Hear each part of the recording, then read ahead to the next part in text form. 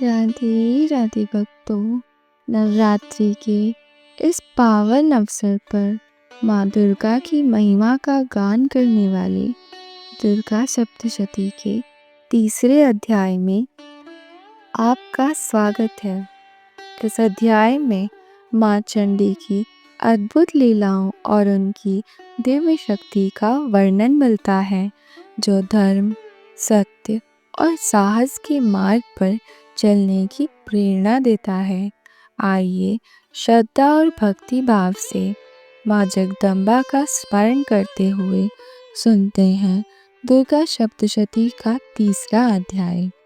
सेनापतियों सहित महिषासुर का वध।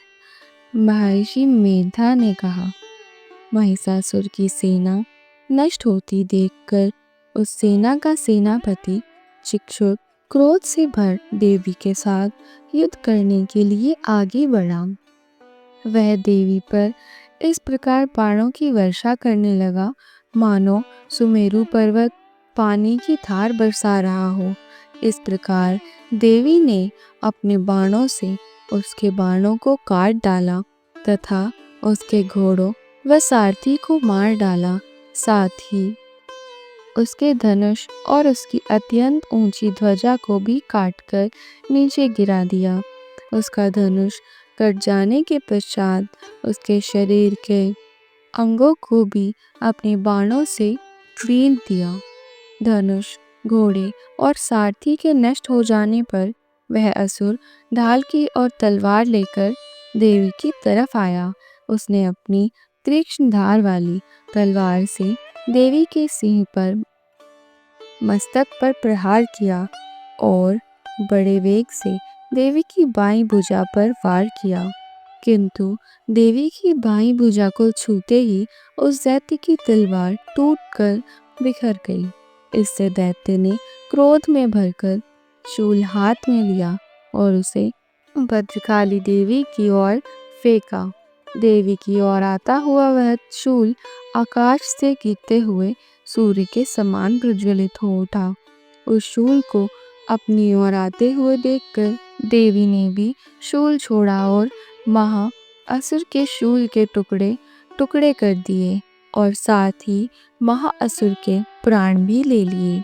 चिक्षुर के मरने पर देवताओं को दुख देने वाला चामर नामक दैत्य हाथी पर सवार होकर देवी से लड़ने के लिए आया और उसने आने के साथ ही शक्ति से प्रहार किया, किंतु देवी ने अपने हुंकार से उसे तोड़कर पृथ्वी पर डाल दिया।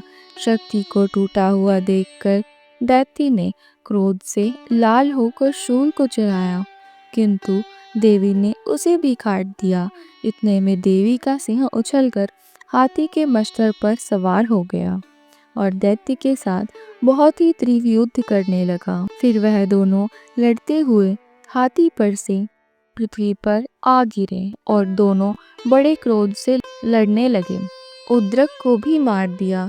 कराल के दांतों को मुक्कों और थप्पड़ से चूर्ण कर डाला।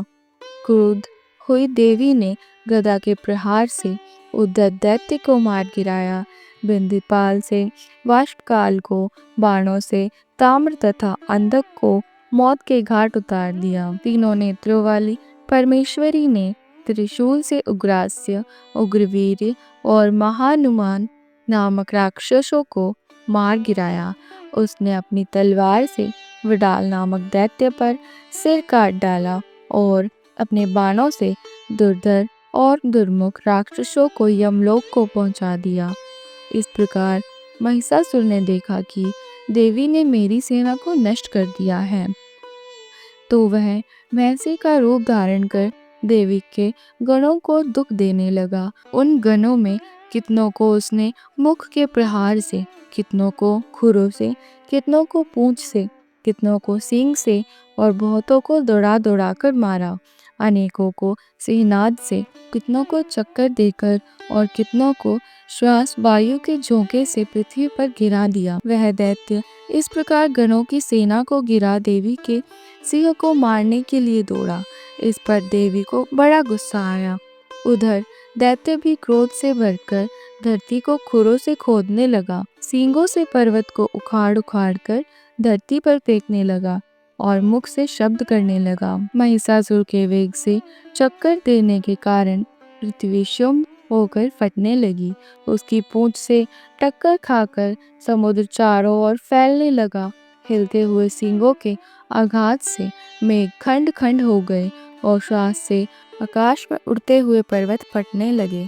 इस तरह क्रोध में भरे हुए राक्षस को देखकर चंडिका को भी क्रोध आ गया और वह भी उसे मारने के लिए क्रोध में भर गई। देवी ने पाश फेंककर दैत्य को बांध लिया और उसने बन जाने पर दैत्य का रूप त्याग दिया और सिंह का रूप बना लिया। देवी उसका सिर काटने के लिए तैयार हुई कि उसने पुरुष का रूप बना लिया जो कि हाथ में तलवार लिए हुए था। देवी ने तुरंत ही अपने बाणों के साथ उस पुरुष को उसकी तलवार ढाल सहित बीन डाला। इसके पश्चात वह हाथी के रूप में दिखाई देने लगा। अपनी लंबी सूंड से देवी के सिंह को खींचने लगा और गर्जने लगा। देवी ने अपनी तलवार से उसकी सूंड काट डाली तथा राक्षस से एक बार फिर भैंसे का रूप धारण कर लिया और पहले की तरह चराचर जीवों सहित समस्त लोगों को व्याकुल करने लगा। इसके पश्चात क्रोध में भरी हुई देवी बारंबार उत्तम मधु का पान करने लगी और लाल लाल नेत्र करके हंसने लगी। उधर बलवीर्य तथा मद से क्रोध हुआ दैत्य भी गरजने लगा। अपने सींगों से देवी पर पर्वतों को फेंकने लगा। देवी अपने बाणों से उसके फेंके हुए पर्वतों को चूर्ण करती हुई बोली, ओ मूढ़, जब तक मैं मधुपान कर रही हूँ तब तक तू गरज ले और इसके पश्चात मेरे हाथों तेरी मृत्यु हो जाने पर देवता गरजेंगे। महर्षि मेधा ने कहा। यों कहकर देवी उछलकर उस दैत्य पर जा चढ़ी और उसको अपने पैरों से दबाकर शूल से उसके गले पर आघात किया। देवी के पैरों से दबने पर भी दैत्य अपने दूसरे रूप में आकर अपने मुख से बाहर होने लगा। दूसरे रूप से अपने मुख से बाहर होने लगा। अभी वह आधा ही बाहर निकला था कि देवी ने अपने प्रभाव से उसे रोक दिया। जब वह आधा निकला हुआ था, दैत्य युद्ध करने लगा तो देवी ने अपनी तलवार से उसका सिर काट दिया। इसके पश्चात सारी राक्षस सेना खड़ी हुई और सब देवता अत्यंत प्रसन्न हुए। ऋषियों महर्षियों सहित देवी की स्तुति करने लगे। गरुड़ध्वज गान करने लगे तथा अप्सराएं नृत्य करने लगी। यह था दुर्गा सप्तशती का तीसरा अध्याय, जिसमें माँ दुर्गा की अनुपम शक्ति दैवीय करुणा का स्मरण किया गया है। यदि आपको यह पाठ अच्छा लगा हो तो इसे अपने परिवार और मित्रों के साथ अवश्य साझा करें। माँ दुर्गा की भक्ति में सभी को सहभागी बनाएं। जय माता दी। हमसे जुड़े रहने के लिए इस चैनल को लाइक, शेयर और सब्सक्राइब करना ना भूलें। मिलते हैं अगले अध्याय में। तब तक के लिए राधे राधे।